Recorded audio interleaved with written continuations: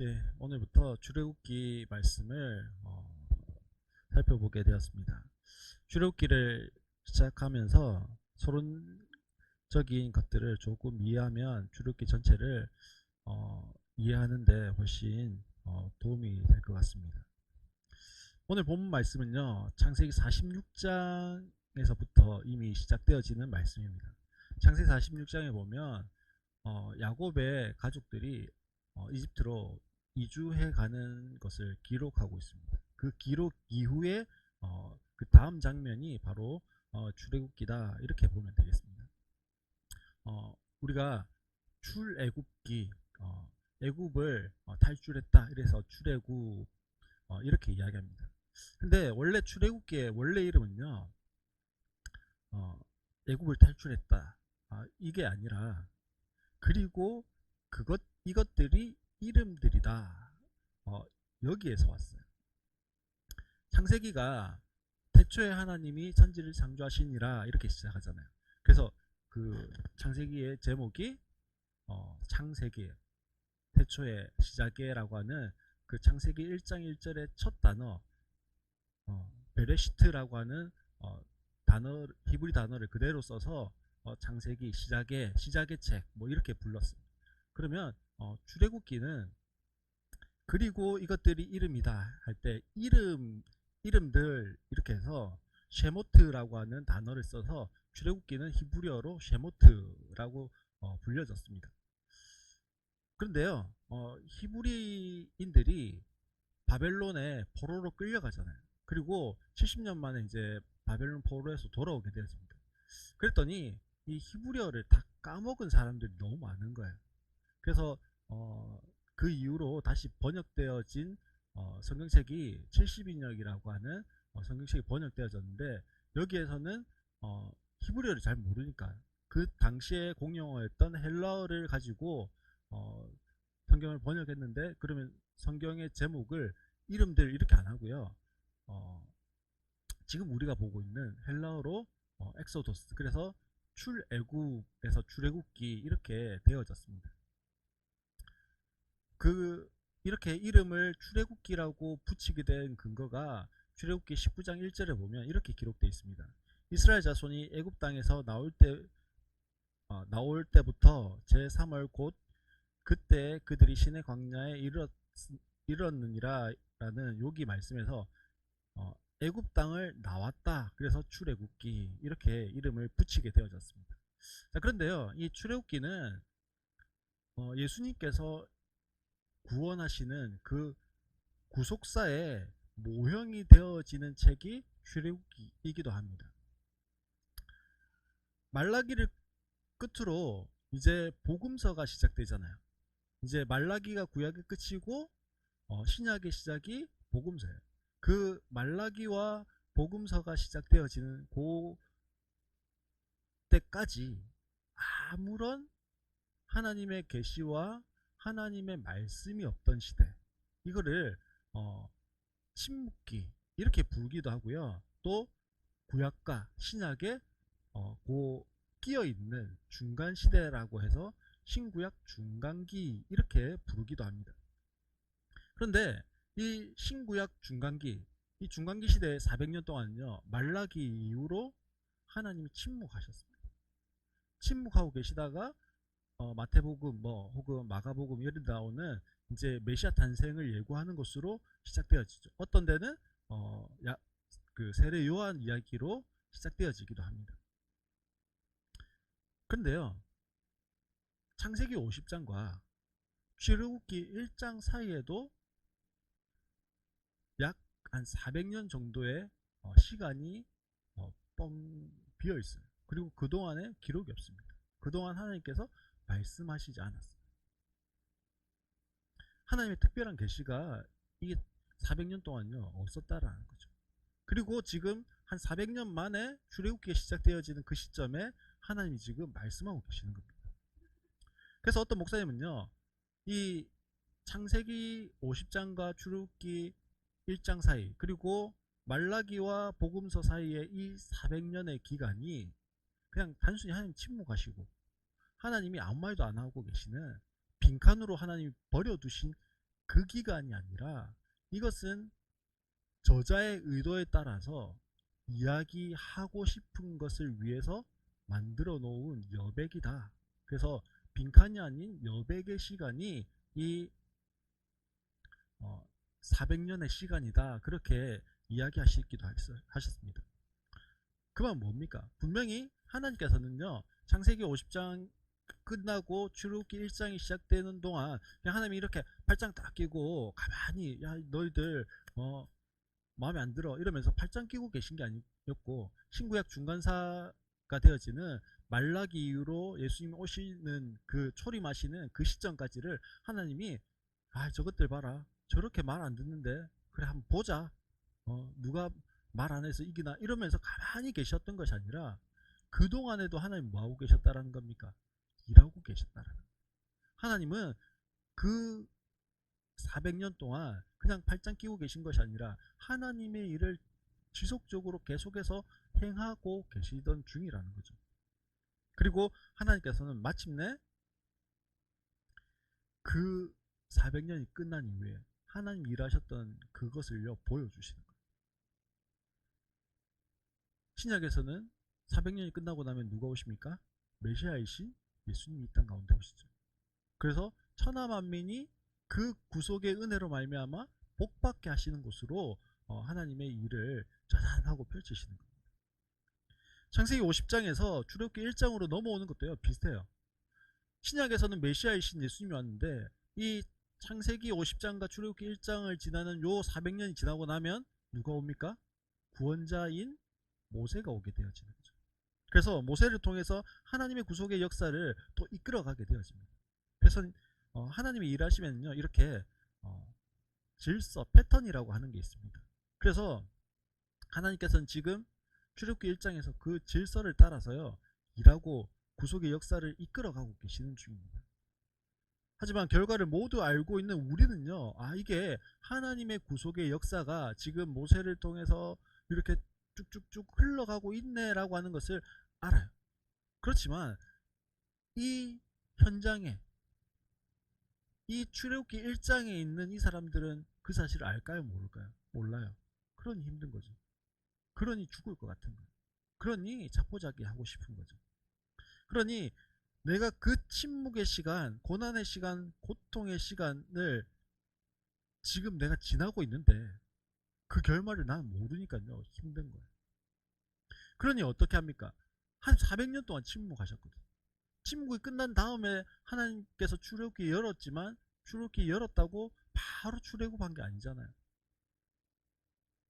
모세가 태어나서 출애굽 시키는 데까지 80년이 걸렸어요. 그동안에 이스라엘 백성들은요 더 계속해서 더 큰 고통 가운데로 더 큰 아픔 가운데로 가게 되었습니다. 그때 우리에게 드는 생각이 뭘까요? 아니 정말 하나님이 존재하실까? 라고 하는 질문이 우리에게 들게 되어집니다. 그리고요 또 어떤 마음이 들까요? 아니 하나님은 존재하신다면 지금 뭐하고 계시지? 우리가 이렇게 힘든데 저렇게 많은 사람들이 죽어가는데 하나님 왜 내버려 두셨지? 하나님 왜 가만히 계시지? 그런 우리 안에 생각들, 질문들, 고민들이 점점 쌓이게 되어지는 겁니다. 이 400년의 시간이요 하나님이 존재하지 않는 것 같고 하나님은 아무것도 하지 않는 아무 느낌이 없는 시간이요 이 400년이었을 수 있어요. 오늘 본문 6절은요 이렇게 시작합니다. 세월이 지나서 요셉과 그의 모든 형제와 그 시대 사람은 다 죽었다라고 하는 말씀으로 시작합니다. 지금 400년의 시간이 지나는 동안 당연히 400년 전에 요셉과 그 형제들은요 당연히 죽었죠. 그 긴 시간 동안 하나님 무엇을 하셨습니까? 우리가 보기에 하나님은요 아무것도 하신 게 없는 것 같아요. 하지만 하나님께서는요 정확히 당신의 구속의 역사를 이루어가고 계셨다라는 거예요. 그냥 시간이 허비되어지게 하신 것이 아니라 하나님의 다음 사역을 위한 여백으로 그것이 400년의 기간으로 하나님이 그렇게 만들어 가셨다는 거예요. 또한 400년의 시간은요, 모든 것을 새롭게 하는 시간이었습니다. 점검하고 다지는 시간이었다는 거예요. 성경이 단순히 요셉의 형제들이 죽었다는 그 사실만을 열거하고 있는 게 아닙니다. 어떻습니까? 요셉이 가지고 있던 믿음, 요셉이 하나님을 경외해서 가졌던 그 신앙들, 요셉이 하나님을 향해서 예배드렸던 그 마음들, 요셉이 하나님과 누렸던 그 친밀함들, 이런 모든 것들이요, 점검되어지는 시간이었어요. 요셉 이후에 그 후손들이, 그 자손들이 요셉과 같이 그 믿음으로, 그 친밀함으로, 그 신앙으로, 그 마음으로 예배하고 신앙하고 있는지를 점검하는 시간입니다. 그런데 요셉과 그 시대 사람들이 다 죽었다 이 말 안에는요, 그 사람들이 죽었다 이런 것도 있지만 무엇입니까? 그런 하나님을 향한 믿음이 단절되어져 버렸다, 그런 의미도 있습니다. 400년 동안 그런 좋은 믿음의 유산이 전혀 계승되지 못한 겁니다. 단순히 세대만이 이어졌을 뿐이에요.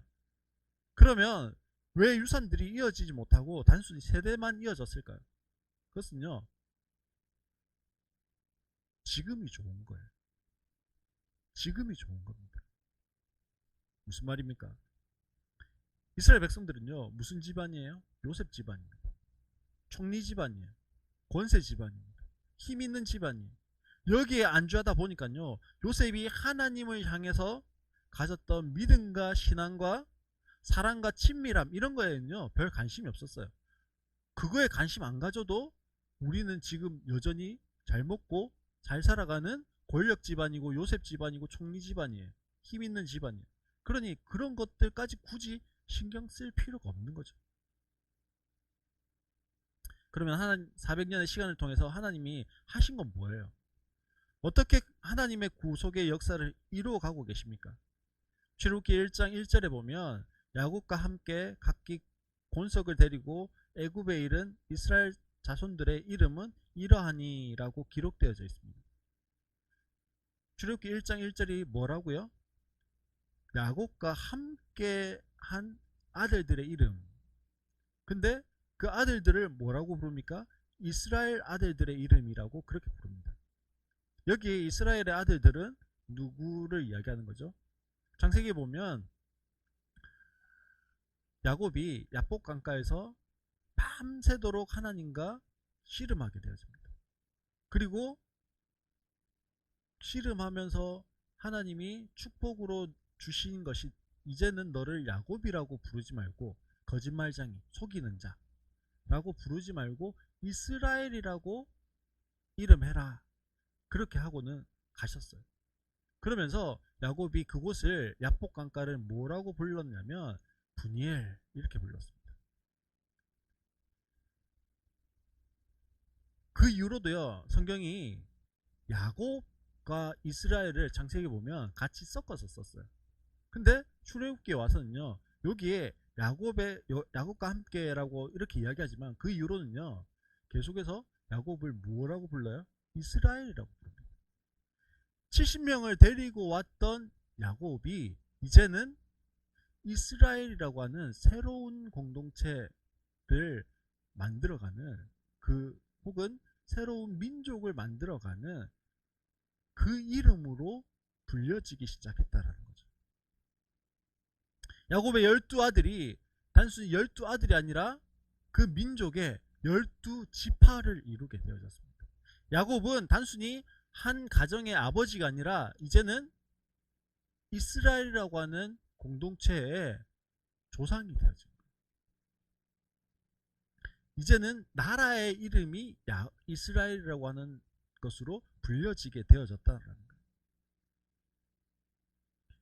하나님께서는 300년 동안요, 하시지 않는 침묵의 시간을 보내는 것 같습니다. 하지만 하나님은 여전히 일하고 계셨다라는 거예요. 야곱의 가족이요 70명이었어요. 그런데 400년이 지나서 민족이 되었고요, 그 수가 장정만 60만 명. 여기서 장정이라고 하는 것은요, 20세 이상 60세 이하를 장정이라고 불러요. 근데 우리가 어, 20세 이상 60세 이하만 있는 게 아니잖아요. 더 나이가 있으신 분도 있고 더 어린 사람들도 있어요. 그리고 여기에 장정이란 말은 남자들만 60만 명이에요. 그러니 이 출애굽의 인원을 최소로 잡아도 180만 명에서 200만 명. 뭐 많이 보는 분들은요, 학자들은 350만 명 이상이 출애굽했을 것이다 라고 그렇게 이야기하기도 합니다. 어쨌든 성경의 기록은 장정만 60만 명이에요. 그렇게 70명의 사람이요, 장정만 60만 명이 되어지는 큰 민족으로 번성하게 되어졌습니다. 하나님께서 큰 민족 이루겠다 말씀하셨어요. 그런데 하나님의 언약이 신실히 이행되어졌습니다. 창세기 1장 28절에 보면 하나님이요, 아담을 향해서 이야기하십니다. 하나님이 그들에게 복을 베푸셨다. 하나님이 그들에게 말씀하시기를 생육하고 번성하여 땅에 충만하라. 땅을 정복하라. 바다의 고기와 물고 공중의 새와 땅 위에 살아 움직이는 모든 생물을 다스려라 하셨다라고 그렇게 말씀합니다. 하나님이 아담과 하와에게 주신 명령이 뭐였냐면, 사명이 뭐였냐면 생육하고 번성하여 땅이 충만해라 라고 하는 것이 최초의 인간에게 주신 하나님 사명이었어요. 생육하고 번성하고 충만하는 것. 그리고 하나님이 사람 지으신 것을 한탄하셨다 하고 난 다음에 싹 쓸어버리거든요. 그래서 그때 살아남은 8명의 사람이 노아의 가족이었습니다. 노아가 하나님 앞에 이제 홍수 이후에 나아가게 되어졌을 때 9장 1절에 보면, 창세기 9장 1절에 하나님이 노아와 그의 아들들에게 복을 주시며 말씀하셨다. 생육하고 번성하여 땅에 충만하여라. 누구에게 주신 약속이었습니까? 아담과 하와에게 주셨던 약속을 다시금 상기시켰어요. 인류에게 주신 사명이 뭐라고요? 생육하고 번성하는 것. 이게 사명이었습니다. 그래서 땅 가운데 충만한 것. 무엇으로 충만한 겁니까? 믿음의 사람들로, 신앙의 사람들로 충만하게 되어지는, 하나님의 사람들로 충만하게 되어지는 것이 하나님이 주신 사명이었어요. 근데 출애굽기 1장 7절에 한번 볼까요? 오늘 말씀이죠. 오늘 말씀에 보면 생육하고 번성했다 이러면서요, 인류에게 주셨던 그 사명이 누구 자손을 통해서요? 야곱 자손을 통해서 이스라엘이라고 하는 민족으로 성취시키셨다라는 거예요.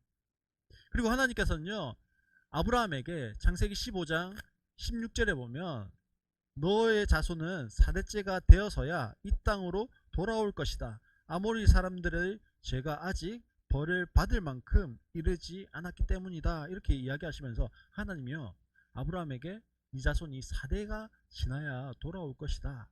이렇게 약속하셨습니다. 말씀처럼 이스라엘 백성들은요, 4대 만에 가나안 땅으로 돌아가게 되어집니다.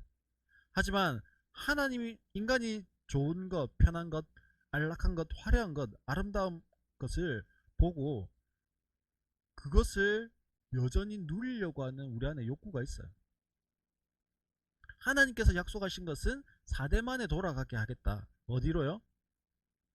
약속하신 가나안 땅. 이 가나안 땅은요, 황무지이고 아무도 살지 않는 그런 땅이 아니에요. 그곳에는 이미 가나안 7족속이라고 하는 족속들이요, 이미 살고 있었습니다. 언제부터요? 아브라함 시대부터. 그 중에서 대표적인 그 족속이 있는데요, 그 족속이 아모리 족속입니다. 그래서 창세기 15장 16절에 보면 아직까지는 아모리 족속의 죄가 하나님 벌하실 만큼 차지 않았다. 그런데 4대 뒤가 되어지면 그 죄가 가득 찰 거고, 그때는 내가 뭐 하겠다고 말씀하십니까? 아모리 족속의 죄를 징벌해서 그들을 드러내고 그 자리에 너희를 갖다 놓을 거야. 이 약속을 하셨습니다. 그러면요, 거기 가는 것도, 가나안 땅에 가는 것도 쉽지 않은 일이에요. 아모리 족속은요, 이미 철기 문화를 사용하고 있던 나라였거든요. 민족이었거든요. 근데 지금 이스라엘 백성들이 있는 이 이집트는 어떤 나라일까요? 창세기 13장 10절에 보면 아브라함의 조카 롯이 이제 삼촌 아브라함과 갈라서려고 해요. 그때 아브라함이 이야기합니다. 야 롯아, 네가 좌하면 내가 우하고 네가 우하면 내가 좌할게. 그래서 네 보기에 좋은 땅을 골라서 가. 그러면 내가 반대편으로 가서 우리 사이에 분쟁이 없게 하자. 그렇게 이야기합니다. 그래서 이 롯이 어디를 봤냐면 소알 땅을 봤다고 했어요. 소알 땅이 어디냐면 소돔과 고모라 땅입니다. 이 소돔과 고모라 땅을 보고 난 롯이 했던 말이 뭐냐면 이렇게 이야기합니다. 요단 온 들판이 소알에 이르기까지 물이 넉넉한 것이 마치 주님의 동산 같고, 요게 세 번역이에요. 근데 그냥 개역 개정에 보면 주님의 동산을 에덴 동산이라고 돼 있습니다. 그러니까 소알 땅 소돔과 고모라를 바라봤더니 무슨 땅 같았다고요? 한 번도 안 가봤지만 에덴 동산이 있다면 저 땅이 에덴 동산일 거야. 그렇게 이야기합니다. 그리고 또 뭐라고 이야기하냐면 주님의 동산과도 같고 이집트 땅과도 같았다. 이렇게 이야기합니다. 에덴 동산 이꼴 무슨 땅이라고 생각했다고요? 이집트 땅. 그만큼 이집트가 뭐한 겁니까? 비옥한 거예요. 아름다운 거예요. 매력이 있는 도시인 거예요. 지금 롯과 아브라함은요 어디를 경험했어요? 이집트 갔다 왔거든요. 이집트가 얼마나 화려하고 아름답고 좋은 땅인지를 알아요. 그런데 소할 땅 소돔과 고모라를 보니까 와, 이집트만큼은 아니지만 이집트 같은, 에덴 동산은 우리가 못 가봤지만 에덴 동산이 있다면 에덴 동산 같은 땅이 소돔과 고모라라고 이야기했어요. 그 말은 지금 이스라엘 자손이 살고 있는 이 이집트 땅이요 떠나고 싶은 땅일까요? 아니면 눌러앉고 싶은 땅일까요? 눌러앉고 싶은 땅이라는 거예요. 파라다이스가 있다면 이곳일 거야. 그렇게 이야기할 수 있는 거예요. 요즘처럼요 이 과학이 발전한 시대에 우리가 살고 있잖아요. 그런데 요즘 과학으로 그 고대의 이집트 문명을 문화를요 재현해 보려고 하니까요 쉽지 않아요. 그래서 우리 시대에도 뭐라고 그럽니까? 피라미드 같은 것을 뭐 세계 몇 대 불가사의 이렇게 이야기하잖아요. 그만큼 수천 년 전에 이미 화려하고 뛰어난 문명을 가지고 있었던 나라가 이집트라고 하는 나라였어요. 그러니 그곳을 떠난다. 이것은요 쉽지 않은 거예요. 그리고 떠나서 갈 데가 있어야 되는데 가야 되는 그곳이 어디예요? 네, 감사합니다. 네, 떠나서 가야 되는 그곳이 어디예요? 가나안 땅이잖아요. 가나안 땅도 그냥 가서 들어갈 수 있는 것이 아니라 가나안 7족속이라고 하는 어, 족속이 버티고 있는 땅이에요. 그러니 그것도 쉽지 않은 거죠. 그러니 이스라엘 백성들이요 떠날 마음이 있을까요? 아니, 하나님이 약속하셔서 4대가 되면 너희들 가야 돼 해도 가긴 뭘 가? 왜 가? 여기가 이렇게 좋은데. 하나님이 약속하신 적각꿀이 흐르는 땅이 이 이집트인데 어디를 간단 말이야? 그렇게 이야기할 수 있는 거예요. 그래서 하나님이 준비하신 게 뭐예요? 요셉을 알지 못하는 새 왕을 준비하신 거예요. 창세기를 보면요 요셉 가문은 이집트에서 절대 권력의 가문이었어요. 출발은 노예로 시작했지만 이 이집트의 파라오의 신망을 얻었습니다. 그 이유가 뭡니까? 7년 풍년과 7년 흉년을 지혜롭게 잘 준비하는 방법을 일러줍니다. 그렇기 때문에요 이 요셉 가문이 이집트에서 권력을 잡고 최고위층이 되는 것은 너무 당연했습니다. 그래서 파라오가 이 요셉의 일가를 모조리 이집트로 이민 오게 만들고 심지어는요 그들만이 살 수 있는 고세인이라고 하는 땅을 내어주기까지 합니다. 이런 엄청난 특혜를 누린 민족이 요셉의 가문 이스라엘이라고 하는 나라였습니다. 민족이었죠. 하지만 그 우리가 뭐 고사성어 중에 곤불 10년 뭐 이런 말 있지 않습니까? 아무리 막강한 권력도 10년을 넘지 못한다 뭐 이러는 거예요. 꼭 10년을 넘지 못한다는 것이 아니라 영원한 권력은 없다. 뭐 이런 의미겠죠. 요셉 가문이 아무리 권력이 막강해도요, 수백 년 동안 가기 어려웠을 수 있습니다. 그래도 권력 집안이요, 하루아침에 망해가지고 갑자기 노예가 되는 일은 잘 없습니다. 그런데요, 오늘 본문 8절에 보면 힌트가 있어요. 왜 이스라엘 백성들이 노예로 출애굽기를 출발하고 있는지. 요셉을 알지 못하는 새 왕이 일어나서 이집트를 다스리게 되었다라고 그렇게 기록하고 있습니다. 요셉을 알지 못하는 새 왕이라는 것은요, 이제 요셉 이후에 태어난 파라오들은 요셉을 모르니까 그래서 그렇다, 뭐 이렇게 생각할 수도 있습니다.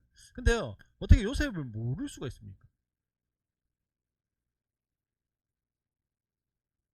이미 그 가문이요, 수백 년을 이어오잖아요. 우리로 치면 안동건 씨, 그 가문이요, 조선시대에 얼마나 막강한 세력을 대를 이어서 그 발휘해 왔는지 몰라요.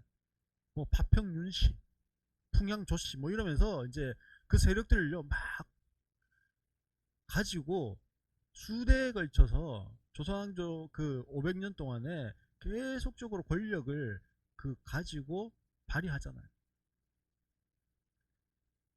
사실요, 역사를 운행하시는 하나님의 절묘하심이 여기에 숨어 있는 거예요. 우리가 중국 하면 대표적인 것이 중화사상이에요.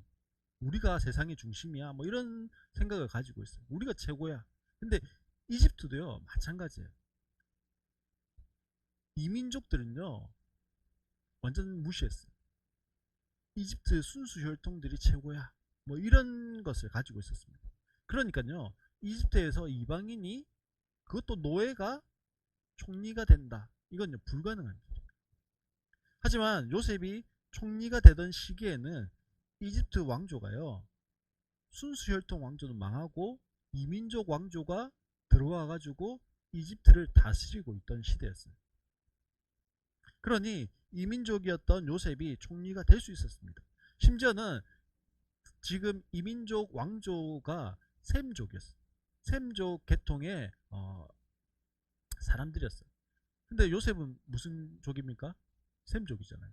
그러니 같은, 대충 피부도 뭐 같고요, 같은 민족이었어요. 그러니 요셉이 총리가 되는 것이 파라오에게 그렇게 거북한 일이 아니었다라는 거죠. 반대로 지금 요셉을 알지 못하는 새 왕이라고 하는 것은요, 그 이민족 왕조, 힉소스 왕조라고 그러는데요, 이 이민족 왕조가 다시 또 망했어요. 그리고 원래 이집트 순수 왕조가요 다시 그 나라를, 왕조를 되찾았습니다. 그래서 요셉을 알지 못하는 새 왕이라고 이야기하는 거예요. 소위 뭐가 되어야 됩니까? 과거사 청산이 되어야 되는 거예요. 그러니 요셉을 알지 못하는 새 왕이란 말은 어떤 의미입니까? 몰라서 모르는 게 아니라 안 알고 싶은 거예요. 우리가 쟤하고 알아요. 근데 쟤가 싫어요. 그러면 그냥 쟤 아냐? 몰라. 그렇게 이야기해요. 몰라서 모르는 겁니까? 모르고 싶은 겁니까? 모르고 싶은 거죠. 지금 요셉을 알지 못한 새 왕이라는 것은요, 모르고 싶은 거예요. 요셉에게 관심이 없는 거예요. 그걸 지워야 되고 몰라야 되는 거예요. 내하고는 관계가 없는 거예요. 내가 요셉의 그 업적을 동의할 수가 없는 거예요. 왜요? 다른 왕조를 위해서. 이민족이었던, 씻어버리고 싶은, 지워버리고 싶었던 그 역사에 한 획을 그었던 사람이 요셉이기 때문에 그런 거죠. 그러니 요셉 가문이 하루아침에 왕에서 노예가 되는 일이 일어나는 거예요. 왜요? 과거사 청산을 하니까 그런 일이 일어나는 겁니다. 이게요, 하나님의 카이로스입니다. 이 카이로스라는 말은요, 신적인 시간, 뭐 이런 뜻을 가지고 있습니다. 시간인데, 시간이 흘러가는데 하나님의 때, 하나님의 시간이라는 말이죠. 모든 일들이요 너무나 정확히 움직이고 있습니다. 우리의 인생에도요 기가 막힐 웅덩이가 있어요. 하루아침에 일어나는 말도 안 되는 상황들요 너무나 충격적인 실패, 시련의 때를 맞이할 수도 있습니다. 그때 우리는요 절망할 수 있어요. 그때 우리는요 부정할 수 있습니다. 그때 우리는요 하나님으로부터 도망치려고 할 수 있습니다.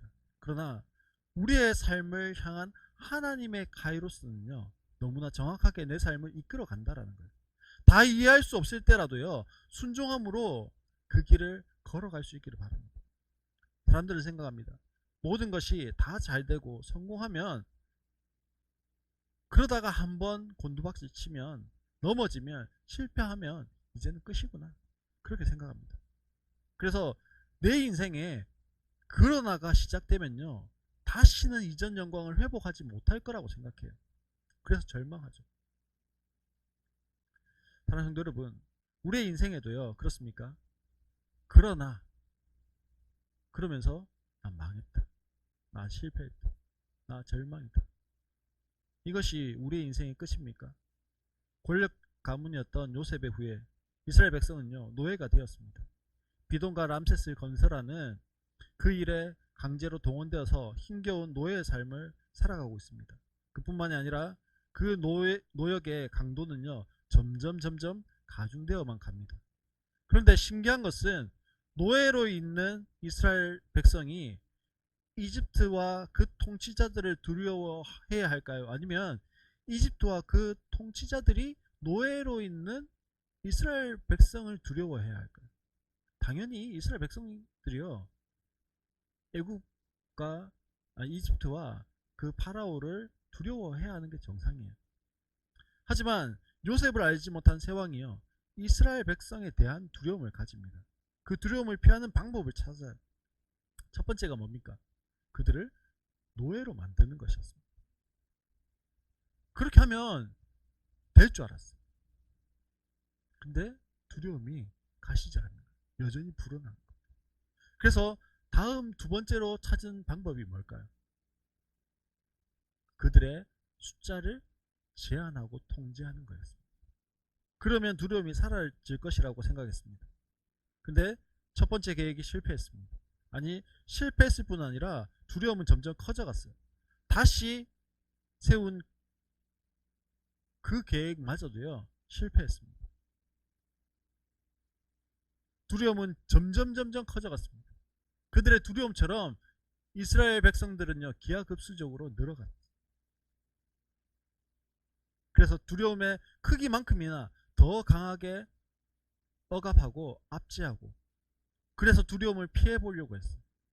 그러나 이런 이집트 왕의 계획은요 계속해서 다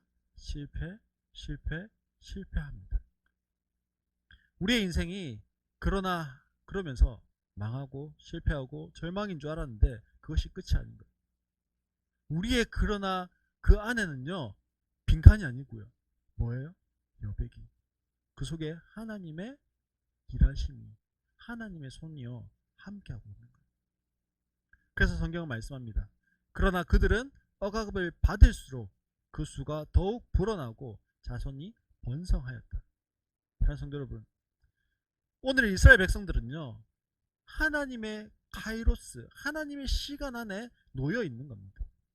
하나님의 계획된 시간 속에서 그 걸음을 걸어가고 있다라는 거예요. 내 인생은요 그러나의 그 순간이 상황들이 있을 수 있어요. 하지만 보이지 않는 손으로 여전히 일하시는 하나님의 일하심으로요 내 인생에 무엇이 있습니까? 더욱 번성하여, 더욱 그 수가 많아져, 더욱 창대하게 되어져. 이것이요 하나님의 보이지 않는 손으로 하나님의 역사를 운행해 가시는 방법이라는 거예요. 말씀 맺겠습니다. 오늘 하루, 이 한 주간, 그리고 지금까지의 내 인생 가운데, 내 인생의 여정 속에서요 보이지 않지만 여전히 일하신 하나님의 일하심이 있습니다. 그 하나님의 일하심을 좀 묵상해 봤으면 좋겠어요. 이 한 주간에, 아니 지금까지 내 인생을 돌아보면 보이지 않는 하나님의 그 손으로 일하신 그 하나님의 카이로스를 우리가 좀 생각해 봤으면 좋겠어요. 그 하나님의 카이로스 때문에 지금 내가 여기에 서 있는 거예요. 그리고 그 하나님의 카이로스의 시간이 나를 출애굽의 그 사건까지, 그 현장까지 우리를 이끌어가는 거예요. 사랑하는 성도 여러분, 그러나 우리는요, 당하고 실패하고 절망할 것이 아니라 어떻습니까? 더욱 수가 불어나고 더욱 번성하여 갔더라. 이것이 우리의 인생입니다.